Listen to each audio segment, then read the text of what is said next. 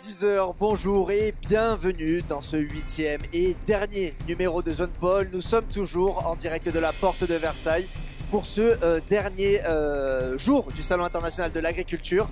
Merci d'être une nouvelle fois avec nous sur MRG TV. J'accueille ce matin Éric Martineau. Bonjour. Bonjour. Vous êtes député Modem de la Sarthe. Merci beaucoup d'être avec nous. Avec vous, nous allons évidemment aborder la réforme des retraites. J-2 avant une journée de manifestation où les syndicats appellent à bloquer le pays. Un blocage que le gouvernement juge dangereux pour la France.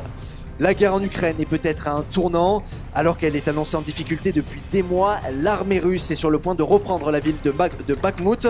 Une possible défaite qui serait brutale pour l'Ukraine et ses soldats.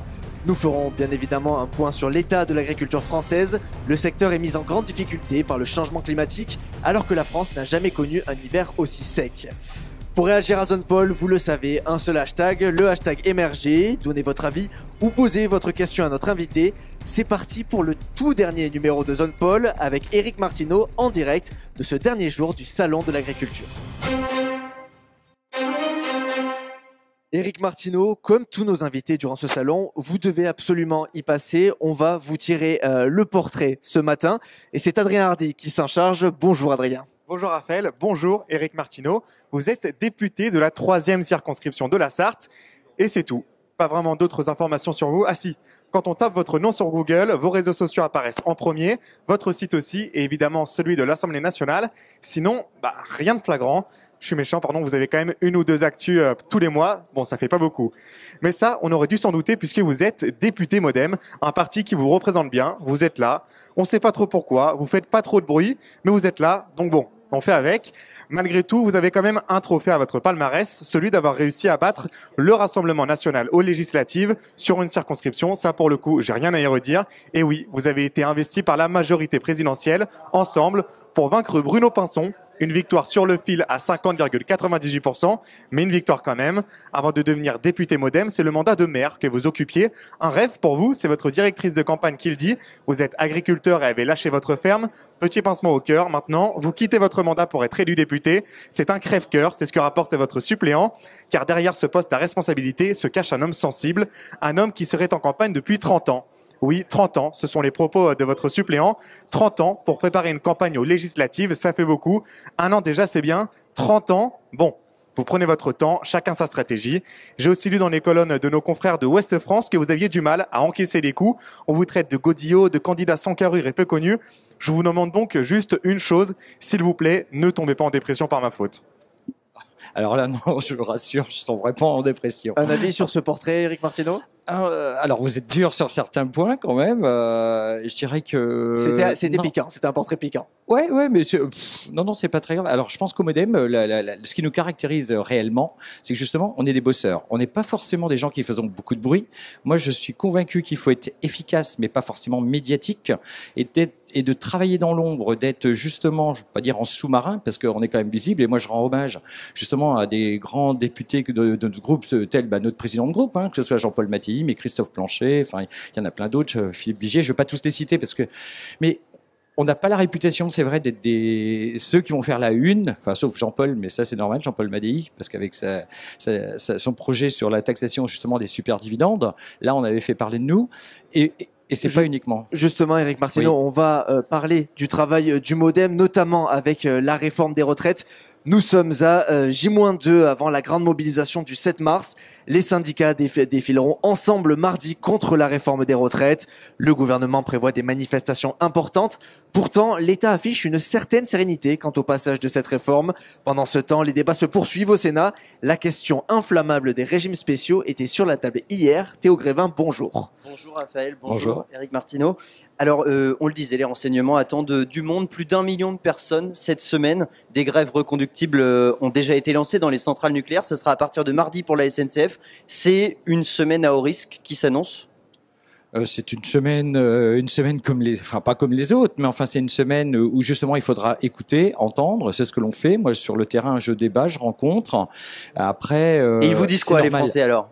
Les derniers que vous avez croisés, Alors, par exemple au salon de l'agriculture. Ah bah, au salon de l'agriculture, on entend de tout, hein, très sincèrement. C'est-à-dire que vous avez des gens aussi qui sont très réalistes, de dire qu'il y a quand même un vrai sujet sur les retraites, parce que si on veut, on peut aussi ne rien faire, laisser faire, on laisse courir, on est contre, ça je veux bien. Et donc, on sait que si on fait rien, on a déjà un déficit aujourd'hui. Ce déficit va s'accroître. Comment on pallie justement à cette baisse et à cette rentrée d'argent? Ça veut dire que soit on baisse les retraites, soit on augmente les impôts, soit faut trouver une solution. De toute façon, il n'y a pas le choix. Très honnêtement, vous croisez beaucoup de Français, là, par exemple, au salon de l'agriculture, qui sont favorables à cette réforme. Non, on en croise. Évidemment, mais qui sont favorables à cette réforme.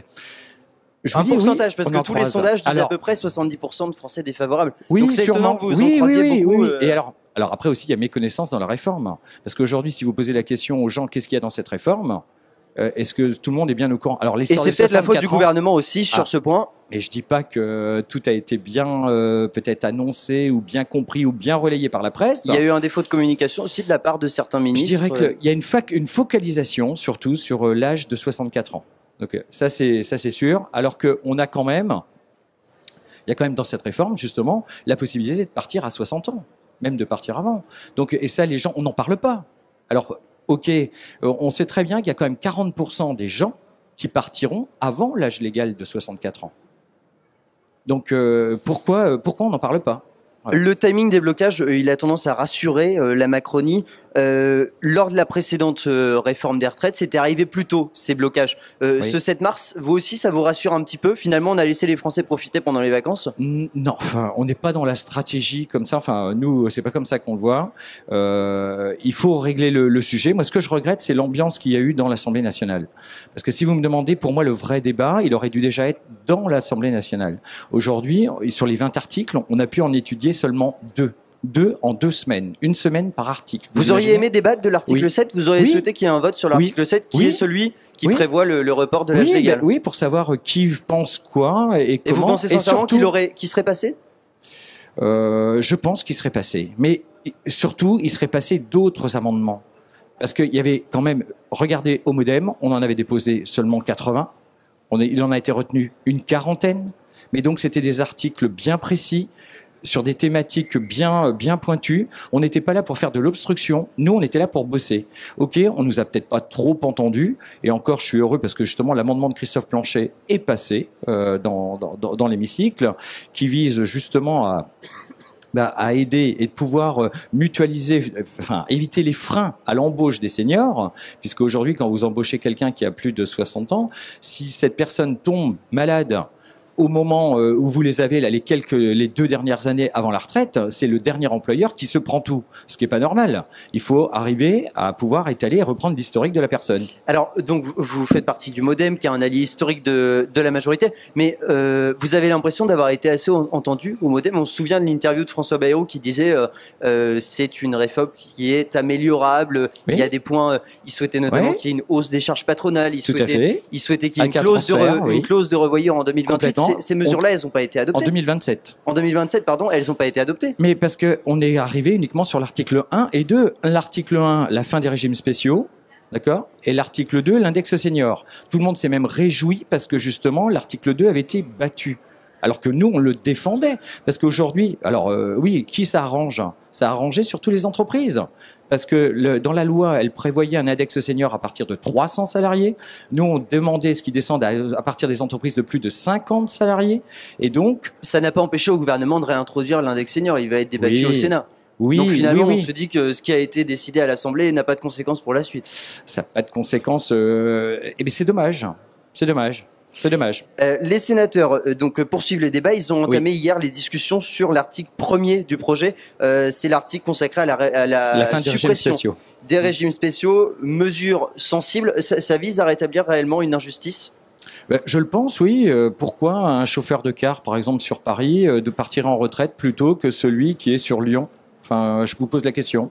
S'il y a un principe d'équité, je pense que tout le monde doit être traité de préférence de la même façon. Et pourquoi on a plus de mal à recruter, par exemple, des chauffeurs de bus à Paris que des chauffeurs de bus en région? Faut peut-être se poser cette question-là aussi. Alors, est-ce que le métier fait rêver? Oui, peut-être. Mais alors après, je Et ne si connais on pas la retire rémunération. le seul avantage pour ces personnes-là, est-ce que ça va inciter certaines personnes à devenir chauffeurs de bus à Paris? Oui, mais alors, est-ce que c'est normal aussi que ces régimes spéciaux soient financés par l'impôt de tous les Français? Est-ce que c'est normal? Moi, j'habite dans un village de 435 habitants à Chevenu, qui est un très beau petit village entre Le Mans et Tours. Donc vous étiez maire? Ouais, dont j'étais maire, et donc dans la vallée du Loir. Et est-ce que c'est normal que, enfin, voilà, je sais, on mutualise, mais que nos impôts servent à financer le service de la RATP? Enfin, moi, je pose la question. Parce que nous, on a des problèmes de mobilité chez nous. Est-ce que les Parisiens sont d'accord pour, justement, que l'on finance un système de mobilité? Non. C'est une question donc qui va être débattue moi, je la retourne. au Ouais. Sénat. Le texte devrait passer au Sénat grâce notamment au LR et au MoDem, vos collègues sénateurs du MoDem. Ce que j'espère, c'est qu'ils retiennent nos amendements qu'on déposait. Voilà. Eh bien, ça, on le verra dans les prochains jours. Bruno Retailleau, lui, sur les régimes spéciaux, il souhaite que ça concerne non seulement les futurs embauchés, mais aussi les personnes en place. Est-ce que vous êtes favorable à cette mesure?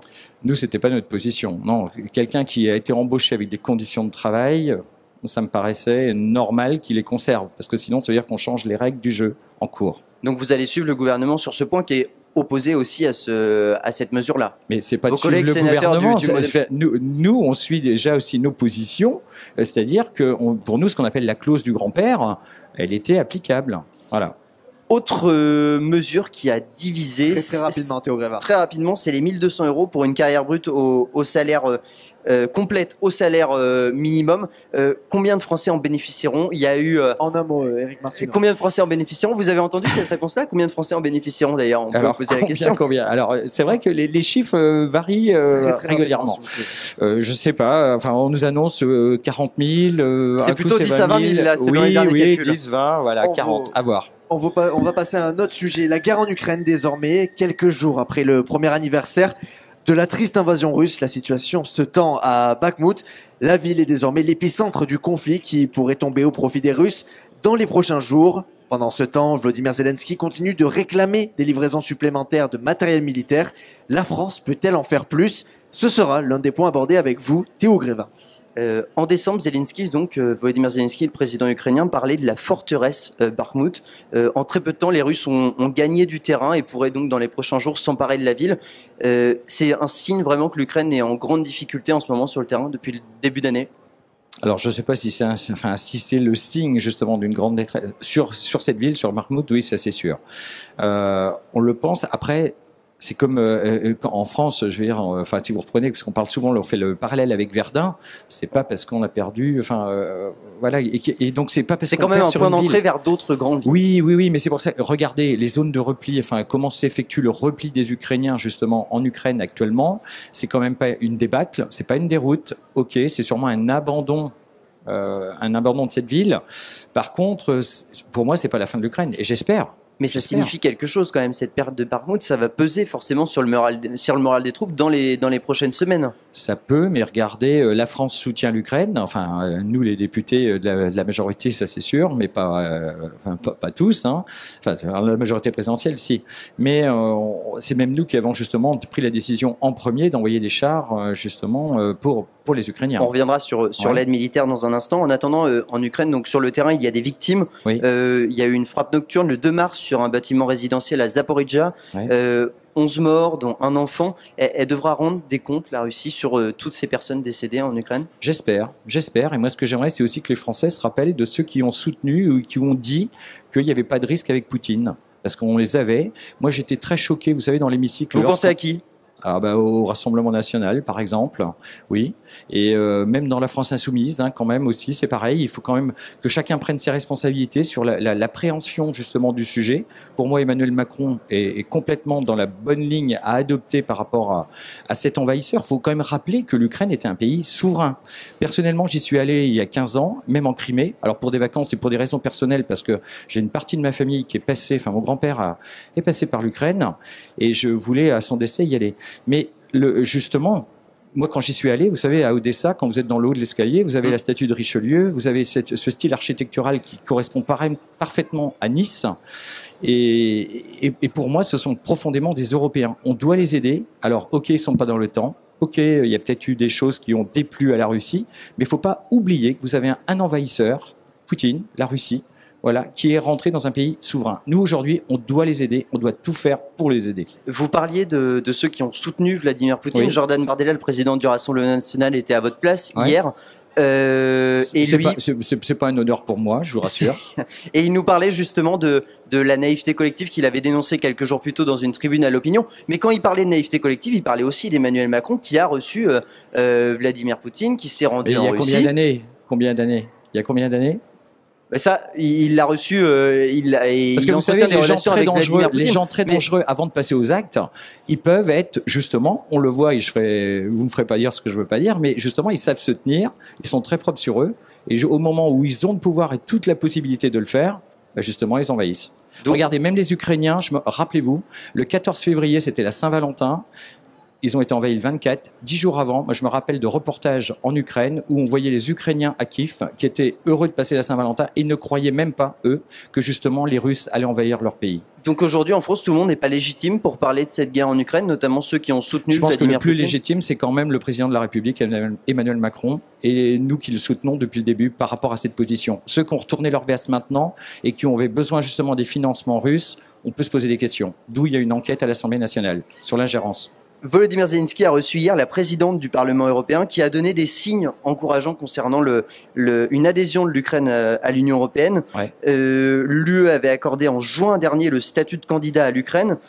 Vous êtes favorable, vous, à cette entrée dans l'UE dans les prochaines années? Parce que ça prendra du temps aussi, c'est ça le problème. Alors voilà, oui, j'y suis favorable. S'il faut accélérer la procédure, il faut quand même être respectueux des autres pays qui ont demandé, qui ont fait tous les efforts nécessaires pour pouvoir entrer dans l'Union européenne. Vous ne demanderez pas à quelqu'un du groupe démocrate MoDem justement de savoir si on est europhile.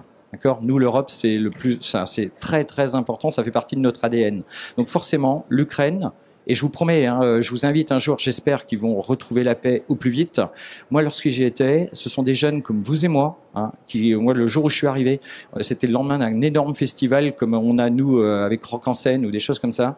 Et je vous promets que ces jeunes-là, cette jeunesse, moi, honnêtement, ça me fait mal au cœur. Mais c'est un chemin qui va être difficile, cette adhésion Oui. à l'Union européenne. Ça va peut-être prendre trop de temps, vous le pensez pas, sincèrement? Il sera peut-être trop tard au moment où... Eh ben, j'espère pas. Et c'est pour ça qu'il faut qu'on arrive à continuer à leur livrer des armes, à les aider de toutes les façons possibles pour que eux puissent y arriver. Ce qui fait peur. Parce que imaginez, nous, c'est facile. Là, ici, on discute et tout. Mais pendant qu'on discute, il y en a qui se font taper dessus. D'accord? Et ce sont des gens qui sont envoyés au combat. Et ces personnes-là, franchement, moi j'ai de l'empathie pour les gens. Ça a été dit dans mon portrait tout à l'heure. Je suis pas quelqu'un de tout mou ou tout faible, ça je vous rassure. Mais justement, imaginez même nous quand on a été envahis. Maintenant il y a plus de 70 ans. Oui, on va s'intéresser plutôt à l'Ukraine et juste pour en les venir- Ukrainiens, moi je les encourage et je suis solidaire complètement. Et vous voyez dans l'hémicycle, que lorsque l'ambassadeur d'Ukraine qui était présent avait demandé la motion de soutien et vous avez pas toute la totalité des députés qui se lèvent pour l'applaudir, on peut se poser des questions. Les aides militaires, donc on parlait de Bakhmout, les pertes en hommes et en matériel, elles ont été très très importantes. Les États-Unis ont annoncé une nouvelle aide militaire de 400 millions de dollars. Est-ce que la France, de son côté, doit en faire plus? Depuis un petit moment, il y a plus d'envoi militaire là. On ne parle plus de ça. Il y a plus d'argent envoyé, il y a plus de matériel de combat envoyé. De toute façon, il y a eu des décisions de prise. Concrètement, les chars ne sont pas encore rendus. Il faut arriver justement à les envoyer. Après, nous, les chars légers, parce qu'on n'a pas envoyé de chars lourds. Oui, mais vous c'est le regrettez, pareil. ça, par exemple? Le problème, c'est que vous savez, on n'y croyait plus justement à un système de guerre, que l'on puisse avoir une guerre en Europe. Honnêtement, on n'y croyait plus. On baissait toujours le budget de l'armée. Là, il y a une décision, il y a une annonce du président de la République. Aujourd'hui, toutes les craintes sont quand même, il faut quand même se recentrer sur notre sécurité. On est toujours, vous savez, même au sein des députés, certains, si vous regardez les extrêmes, ils sont toujours en train de remettre en cause justement cette défense, ce budget militaire. Moi, je suis convaincu qu'il faut qu'on se réarme. Et or oui, on ne peut pas envoyer toutes nos armes parce qu'on peut peut-être en avoir besoin. Et donc, il faut envoyer aussi des avions militaires. C'est ce que disait hier la chef du Parlement européen. Il va falloir y songer rapidement. C'est ce qu'elle disait sur place. Est-ce que écoutez, moi je vais laisser les spécialistes. Emmanuel Macron, pour le moment, il n'est pas du tout favorable à cet envoi. C'est toujours le terme et la notion de savoir. Alors en plus, faut les envoyer, mais il faut savoir les piloter. Parce que c'est bien, mais je veux dire, si on veut pas mettre. On peut les former. Ça a été fait pour les chars légers. Oui, mais ça va pas se faire en 2 jours. Et moi, je préfère laisser les spécialistes sur la question militaire, justement. Moi, j'ai entière confiance, justement, dans notre président de la République pour gérer ce sujet, enfin, plus que ce sujet, cette guerre en Ukraine. Oui. Et donc là, dans les prochaines semaines, il pourrait y avoir de nouvelles annonces? Peut-être. Oui, oui. Moi, là-dessus, si vous me demandez, je pense qu'on peut leur faire confiance. C'est pas ce point, j'en suis sûr. Et il y a une réticence des Français par rapport à ces envois d'aide militaire. Il y avait un sondage du Figaro pour Odoxa qui disait que 54% des Français seulement approuvaient. Il y a une peur d'entrer indirectement dans ce conflit. C'est un certain... Enfin, moi, je le vois comme quand même un repli sur soi. Peut-être aussi un égoïsme de dire, après tout, s'ils perdent, ils vont perdre. Et puis, mais nous, faut pas qu'on rentre dans la guerre. Alors, j'ai pas envie de rentrer en guerre. On reçoit plein de messages. Personnellement, j'en reçois de me dire, mais cessez cette guerre en Ukraine. Mais est-ce qu'on doit les abandonner? Non, moi, je suis pas d'accord. Là, il faut les aider. Merci beaucoup, Éric Martineau, d'avoir répondu aux questions de Théo Grévin. Merci à vous, Théo. Notre dernier sujet, c'est évidemment l'agriculture. Plus 10% à la caisse du supermarché. C'est ce que prévoit la grande distribution suite à ses négociations avec les agriculteurs. En réponse, Emmanuel Macron s'est contenté de demander à ses enseignes de faire des efforts sur les prix alimentaires. Bonjour Axel Rebaud. Bonjour Raphaël Bardena.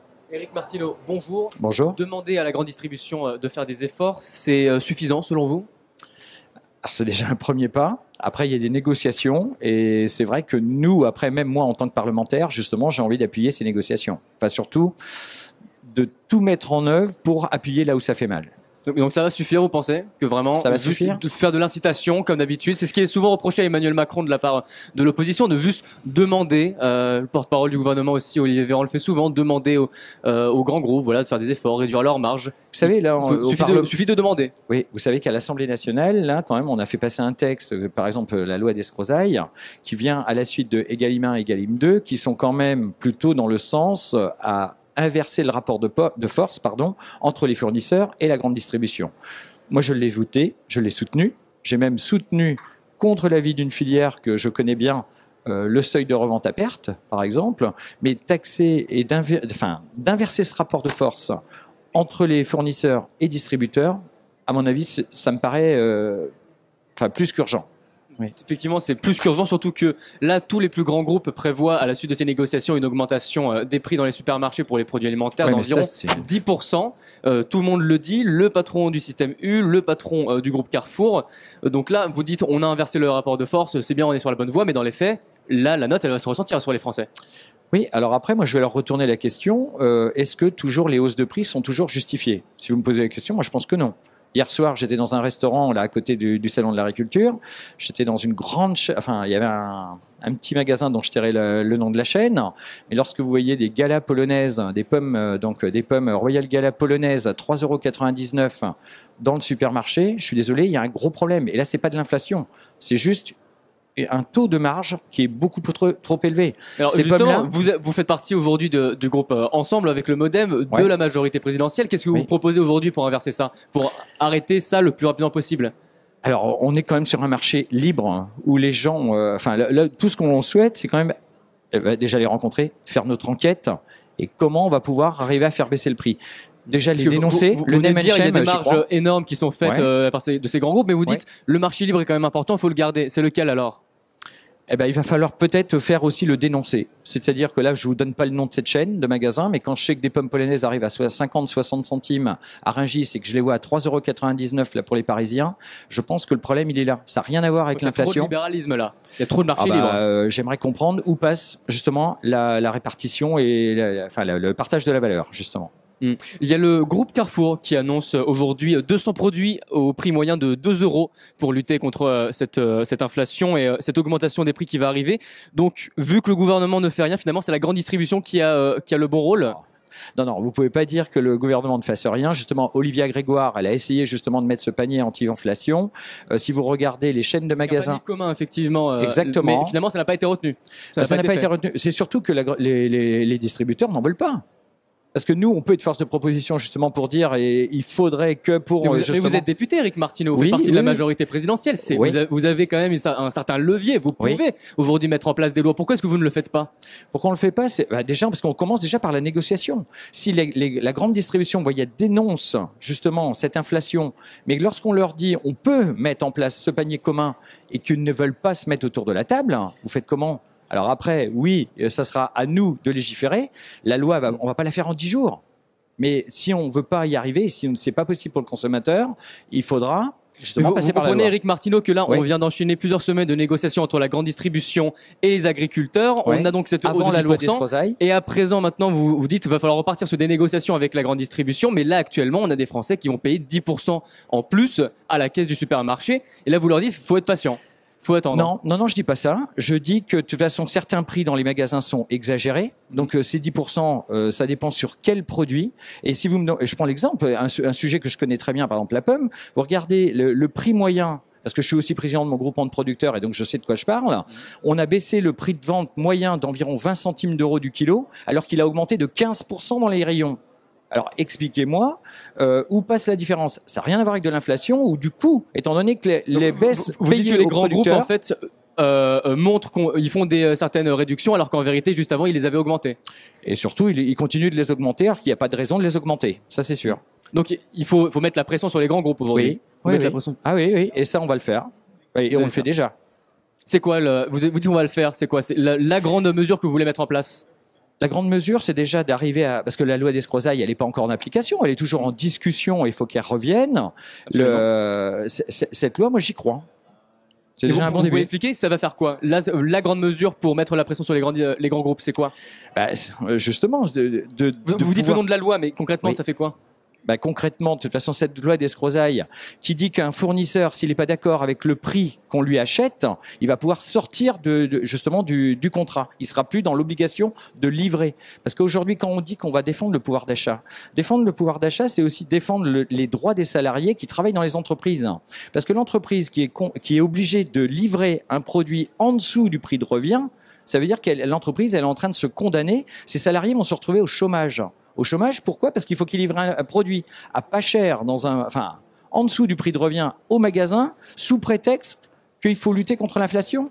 Si vous regardez dans le passé, je ne vais pas dire que c'était bien, mais vendre à perte, c'est interdit en France. Donc c'est interdit, mais c'est fait couramment en agriculture. Si vous me demandez, par rapport au coût de production de certains... Aujourd'hui, si on se pose la question, le vrai sujet, on dit, par exemple, on est arrivé à remonter le prix du lait, par exemple. Mais si on a une baisse aussi de la production dans l'élevage, est-ce que le métier, il attire? Pas forcément. Vous allez travailler 365 jours par an pour vous donner 500 euros, par exemple, par mois de salaire. Vous n'allez pas pouvoir partir en vacances. Et donc, les gens vendent des animaux et donc décapitalisent parce que la viande hachée est plus chère que le prix du lait. Non, il y a un problème. Aujourd'hui, ces négociations qui viennent de s'achever entre la grande distribution et les agriculteurs, elles avaient pour objectif, on l'a dit, donc d'augmenter les rémunérations pour les agriculteurs. Ils sont suffisamment rémunérés aujourd'hui, les agriculteurs français? Non. Moi, c'est ce que j'appelle le prix juste. Il va falloir que, justement, quand on parle de souveraineté alimentaire, et ça, je suis assez proche de Marc Fesneau, vous vous en doutez, parce que lui aussi, il est comme nous au modèle au groupe démocrate. De l'agriculture, on est convaincu que justement cette souveraineté passera par la juste rémunération des produits agricoles. Moi, je vais vous dire... Ça gagne combien aujourd'hui un agriculteur? Mais il y a de tout, parce que vous avez toutes les filières. Vous avez des filières qui gagnent... On a un salaire médian, vous le connaissez ou pas? Non. Honnêtement, non, parce que pour moi, ça veut rien dire. C'est toujours les pourcentages. Si vous me demandez, c'est exactement pareil que si je vous mets la tête dans le four à 200 degrés et puis les pieds dans le congélateur, vous allez me dire, vous êtes à 37,8. Oui, je veux bien, mais vous n'allez pas être très bien quand même. On est quand même à 1727 euros net par mois pour le salaire médian d'un agriculteur en France aujourd'hui. 1727 euros. On vit bien avec la charge des travaux, du travail d'un agriculteur. Il y a quand même un tiers des agriculteurs qui gagnent quand même moins de 500 euros. Et c'est surtout de ceux-là que j'ai envie de me battre en priorité. Et vous avez aujourd'hui des filières dans les fruits et légumes, la culture, même le lait, du maraîchage, même dans le bio, parce que je suis aussi en bio, il y a un réel problème. Et que lorsque vous voyez le prix du bio en magasin par rapport au prix du bio qu'il a été payé au producteur, où passe la différence? Moi, vous savez, ça m'est arrivé de vendre mes propres pommes à 1 euro et de les retrouver à 5,29 € dans le magasin à côté de chez moi. Voilà. Merci Éric Martineau et merci Axel Rebaud.